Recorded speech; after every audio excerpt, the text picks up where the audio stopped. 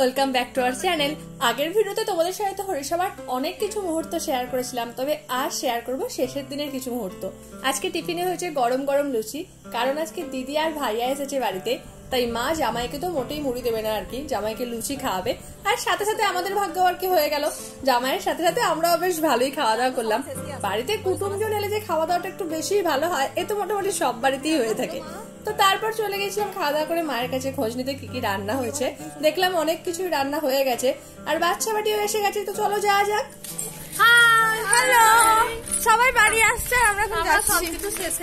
সব শেষ, সবাই বাড়ি থেকে, সবাই ঠাকুরতলা থেকে বাড়ি আসছে, আমরা এখন ঠাকুরতলা যাচ্ছি। দেখো কি অবস্থা, আমরা যতক্ষণে মন্দিরে এসে পৌঁছালাম ততক্ষণে কুঞ্জবাগানের গান শেষ হয়ে গেছে।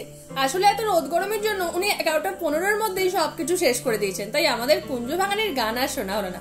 তবে আমরা সবাই মিলে ঠিক করলাম যে আমরা ভোগের সময় সব থেকে আগে আসবো। তো চলো মন্দিরটা একবার ঘুরে দেখাই।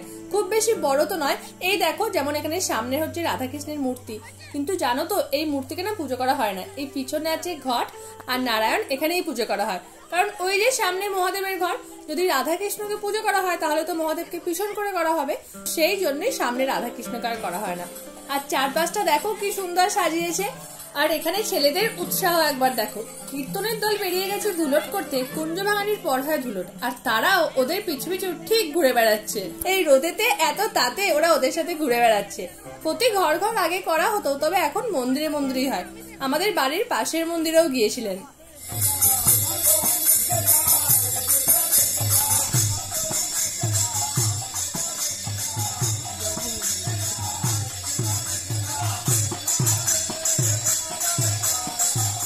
ওই রকম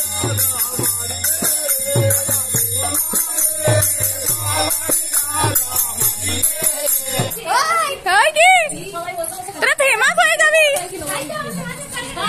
আপাকে গল্প করছিস? হাই, ঠিকই তাই। আর আমরা আজকে কিরকম এলাম? ধুলট বলে না, এটাকে বলে কি কুঞ্জবাগানি। চলো তাহলে এবার বাড়ি যাওয়া যাক, কারণ কুঞ্জবাগানের গান তো আর শোনা হলো না, তবে আমাদের গল্প আড্ডা ভালোই জমেছিল। সেই সবকিছু ছেড়ে আসতে মন চাইছিল না, কিন্তু কি করব, বাড়ি তো আসতেই হতো। এখানে এখন বানাতে বসে গেছি লস্যি। প্রথমেই চিনিটাকে একটু গুঁড়িয়ে নিলাম, আর তারপর টক দইয়ের মায়ের কাছে তো ভান্ডার আছেই, কারণ মা তো বাড়িতে প্রতিদিন টক দই বসায়, তাই লস্যি করতে গেলে টক দইয়ের অভাব মোটেই হয় না। তারপর ধরো চিনি এলাচ এইসব দিয়ে একটু ঘুরিয়ে নেওয়া, এর থেকে তো আমার মনে হয় না যে আর কিছু সহজ হতে পারে বলে। একটু ড্রাই ফ্রুটস এর গুঁড়ো হালকা উপরে ছড়িয়ে দিলেই হচ্ছে। আর এই এত গরমে এত ঠান্ডা খেতে ইচ্ছা করছে, আর শরীর ঠিক ততই খারাপ হচ্ছে। কি তোমাদের কি আমার মতোই অবস্থা? তো এখন হয়ে গেছে দুপুরবেলায় খাওয়ার টাইম। মা তো ভাজা ভুজি, ছানার তরকারি, মাছ পোস্ত, চাটনি, দই, মিষ্টি নানান কিছু ছিল। সবাই মিলে বেশ জমিয়ে খাওয়া দাওয়া করলাম। মা এখানে ভোগ সাজতে বসে গেছে। সাজা তো নয়, কাটা নাকি? সাজা তো ওখানে গিয়ে হবে। মা দিয়ে এসে খাওয়া। এতদিন এত তরমুজ লাল, আর আজকে কিনা তরমুজ লাল হলো না। আর কি করবে বলো, রাধাকৃষ্ণের ভাগ্য খারাপ। আজকে আর রাধাকৃষ্ণ পেল না লাল তরমুজ। এই গরমে কত লাল লাল তরমুজ খাওয়া হলো, আর আজ দেখো তরমুজটা লাল নয়। তো কি আর করা যাবে, চলো। এখানে তো মায়ের এখন সব জোগাড় হয়ে গেছে, এখন তাহলে ঠাকুরতলায় দিয়ে আসা যাক। এখন এক সামনের বাড়ির জেঠিমাও এসে গেছে, মাও তার সাথে আর কি যাচ্ছে, আর আমি আরো সামনে সামনে চলছি। আর মাও এই কথাটাই বলছি, দেখো তোমার তরমুজটা কতটা লাল, আর আমাদেরটা লালই নয়। তো ঠাকুরতলায় তো গিয়ে দেখলাম তখন ঠাকুর মশাইরা সাজতে বসে গেছেন ভোগ, আর দেখো কতজনের ভোগ দেওয়া হয়েও গেছে। তো তারপর আমরা গেলাম, আর এইদিকে দেখি যে কত ফল কাটা রয়েছে, কত মালসায় ছিঁড়ে রাখা রয়েছে। এইগুলো কি হয় জানো, যাদের আর কি বাড়িতে অসুবিধা থাকে দিতে পারে না, তারা আর কি এই মালসাগুলো কিনে নিয়ে দেয়। আর তাছাড়া ব্রাহ্মণদের একটা করে মালসা আর কি বাড়ি থেকে দেওয়া হয়, তার জন্যই এত মালসা ছাড়া হয়েছে। তো চলো তাহলে এখন বাড়ি যাওয়া যাক, আবার বিকালে দেখা হচ্ছে। এত রোদে গরমে কেউ বেরোয় না, সত্যি। 4টেও বাজেনি এখনো, যদি দেখা হয় দেখ 4টেও বাজে না, 3:55। ঘুমাচ্ছিলাম, ঘুম থেকে তুলে নিয়ে চলে এসেছি। যে চলো, আমি ভাবলাম আমাকেই হয়তো ঘুম থেকে তুলতে যাবে, তাছাড়া আমাকেই ঘুম থেকে তুলতে হলো। এত রোদ গরম, আর কখন ঘুমিয়ে গেছে। আমরা এখানটা বেরোলাম, আর শুনলাম যে শেষ হয়ে গেছে। না শেষ হবে না, হবে না। চলো দেখি ভোগের কি অনুষ্ঠান হচ্ছে। এবারে ভোগের পূজাও খুব সকাল সকাল বসে গিয়েছিল, কিন্তু যাক আমরা যখন গিয়েছিলাম তখন শেষ হয়ে যায়নি। আমরা যখন গেলাম তখন দেখলাম আরতিও হচ্ছে, আর তারপর হবে আর কি হাঁড়ি ভাঙা। এই দইয়ের হাঁড়ি ভাঙাটা কি তাই তো ভাবছো? তো চলো তাহলে দেখা যাক, ভোগের গানও শোনা যাক আর হাঁড়ি ভাঙাটাও না হয় দেখা যাক। ঠিক আছে।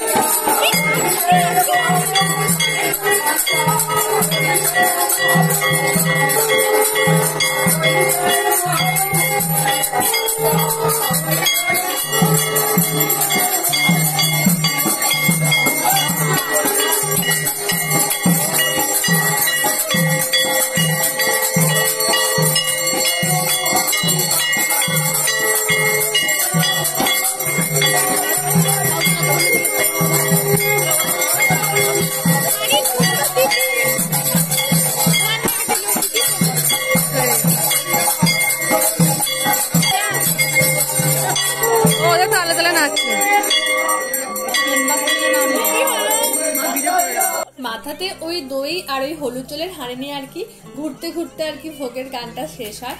আর তারপর চারপাশে যারা থাকে সবাইকে আর কি পুরো একদম ওই জল দিয়ে ভিজিয়ে দেয়া, আর শেষে 3 বা 5 পাক ঘুরে নিয়ে আর কি হাঁড়িটাকে ফাটিয়ে দেয়া। সেই ভাঙা হাঁড়ির টুকরো নেওয়ার জন্য আবার পুরো ছোটাছুটি লেগে যায়। আর এইদিকে এখন চলছিল হরির লুট, সে তো কয়েকদিন ধরেই দেখতে পাচ্ছ। গ্রামে পুজো হবে আর হরির লুট হবে না হতে পারে? যত খুশি বাতাসা করাও এই ব্যাপার। 3-4টে দিন যে হরিসভার কি করে কেটে গেল না বুঝতেই পারলাম না। মানে দিন যাচ্ছে না জল যাচ্ছে ধরো ধরতেই পারছি না। আশা করি তোমাদের সঙ্গেও এই ব্যাপারটাই হয়। এই তো মনে হলো শুরু হলো আর এই মধ্যেই শেষ হয়ে গেল। তো আজকে ভোগ হয়ে গেল, হরিসভার সবকিছু অনুষ্ঠান কমপ্লিট হয়ে গেল, ব্যাস হরিসভাও শেষ হয়ে গেল। এখন আমি চলে এসেছি কুলফিনিতে। মা আজকে সারাদিন উপোস করে আছে, তাই ঠান্ডা খেতে খুব মন যাচ্ছে, তাই তার জন্য মায়ের জন্য আর কি নিতে চলে এসেছিলাম। আর বাড়িতে গিয়ে তো দেখলাম অতক্ষণে ভোগ মাখা শুরুও হয়ে গেছে। আমার কিন্তু খেতে বেশ ভালোই লাগে। আমি বেশি মিষ্টি পছন্দ করি না, কিন্তু এই চিড়ে মাখাটা দুধ বা দই দিয়ে আমার ভালোই লাগে।